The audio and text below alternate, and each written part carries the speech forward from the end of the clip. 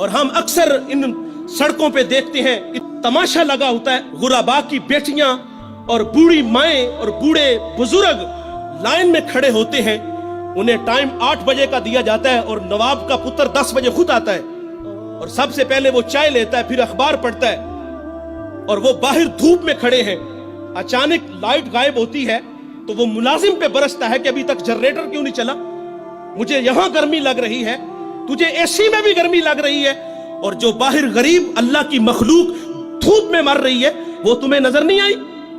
اللہ ایسی سخاوت کو ایسے مخیر حضرات کے منہ پہ مارے گا۔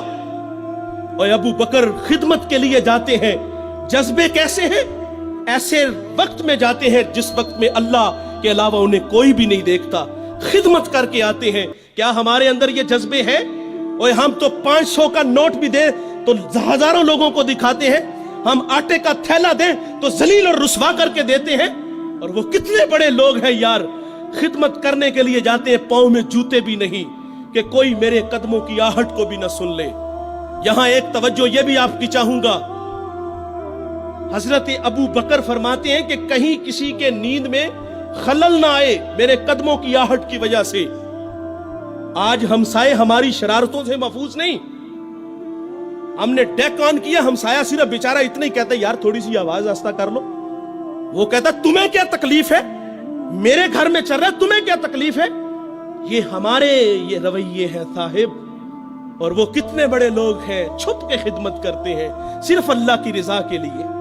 اور پھر جب حضرت سیدنا صدیق اکبر رضی اللہ تعالیٰ عنہ دنیا سے چلے گئے تو حضرت عمر جو 23 لاکھ مربع میل کا حاکم ہے، پھر وہ ڈیوٹی خود لیتے ہیں، خود اس کے گھر کے برتن دھوتے ہیں، اس کے گھر میں جھاڑو دیتے ہیں اور خود مشکیزیں بھر کے آتے ہیں۔ اللہ نے آپ کو اگر خدمت کا جذبہ دیا ہے، آپ خدمت کرنا چاہتے ہیں تو اس انداز سے کرو کہ دائیں سے دو بائیں کو خبر نہ ہو۔ تو یہ اخلاق ہے صاحب، اپنے اندر یہ اخلاق اپناؤ، اس کا صلہ ہے، ورنہ لاکھوں کروڑوں کی سخاوت خدا منہ پہ دے مارے گا۔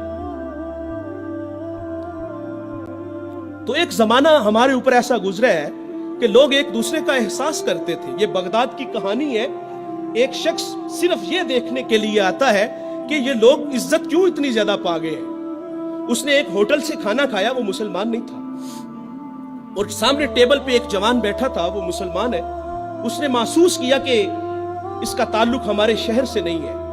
خیر کاؤنٹر پہ جا کے اس کا بل دیا، اور اس صاحب نے کھانا کھایا، بل دینے کے لیے کاؤنٹر پہ گیا تو کہا آپ کا بل ادا ہو گیا ہے۔ کہا یہاں تو مجھے کوئی جانتا نہیں، میں اجنبی ہوں۔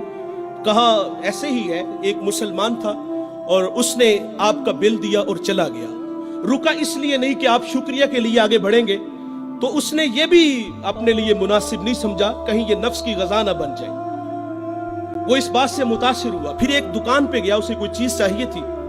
جب دکان پہ گیا تو اس نے کہا یہ چیز مجھے چاہیے، قیمت طے ہوئی تو دکاندار پتہ کیا کہتا ہے؟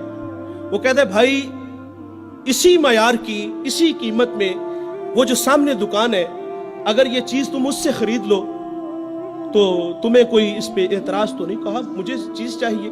وہ سامنے دکان پہ گیا، اس نے وہ چیز خریدی، خرید کے جانے لگا، لیکن یہ تجسس تھا، اس نے ایسا مجھے کیوں کہا؟ یہ خود بھی تو نفع لے سکتا تھا، فائدہ تو اسے بھی ہو سکتا تھا، لیکن اس نے مجھے اس کے پاس کیوں بھیجا؟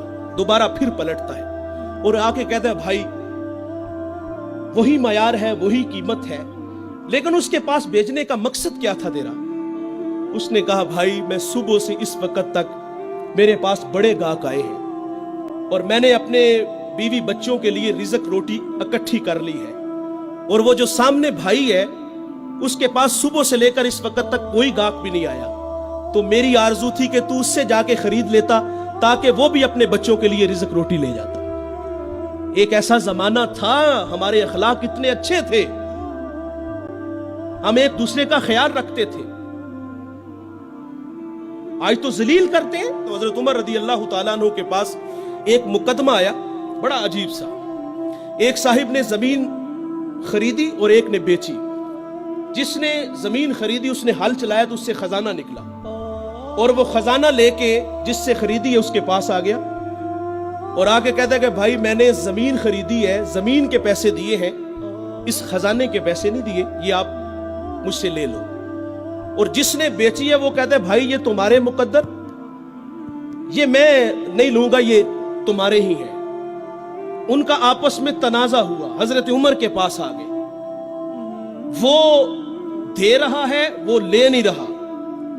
آج بھائی بھائی 1 انچ پہ ایک دوسرے کو قتل کر رہے ہیں.